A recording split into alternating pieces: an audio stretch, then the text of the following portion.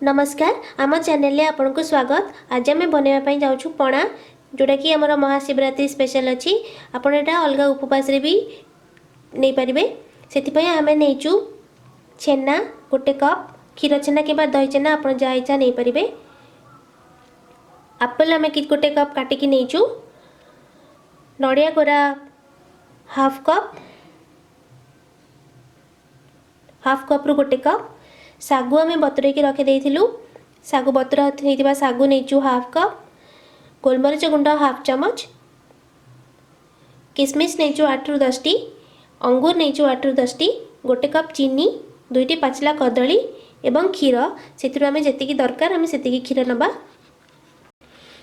आम एति नहींचु आपण निज हिसाब से जी कम बेसी करके भी नहीं पारे। प्रथमे आम सागु एवं नड़िया कोरा को ग्राइंडिंग करदबा टिके क्षीर मिसेकी आम या ग्राइंडिंग करबा। एबे आम कदली को चकटिबा आपन को चकटिबा ग्लास नहले चामच यूज करि परिबे। एबे आम कदली चकटी देइछु त चीनी मिसेबा क्षीर मिसेबा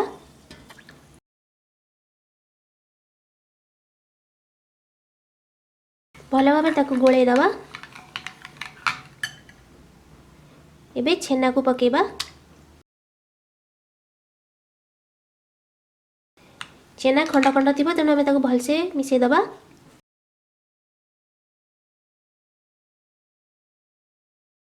आपेल मिसेबा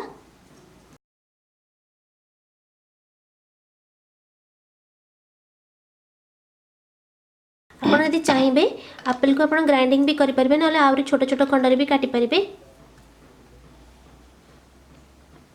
आउ टिके क्षीर मिसेबा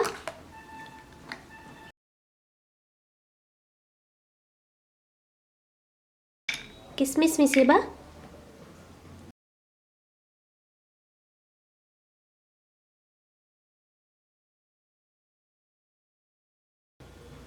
गोलमरीच गुंड मिसेबा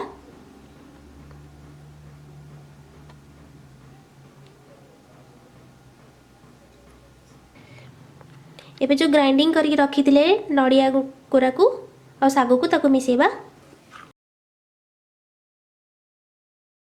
एबे ताको भल भाव रे गोले दबा समस्त को।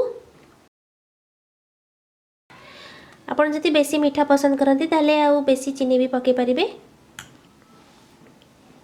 एबे इथे हम अंगूर को पके दबा चाहिले आपण छोट छोट खंड करी भी काटी परिबे अंगूर को। हमारा महाशिवरात्रि स्पेशल पणा प्रस्तुत हो जाइए। आपण को शिवरात्रि रे पी पारे और अलग उपवास भी पी पारे।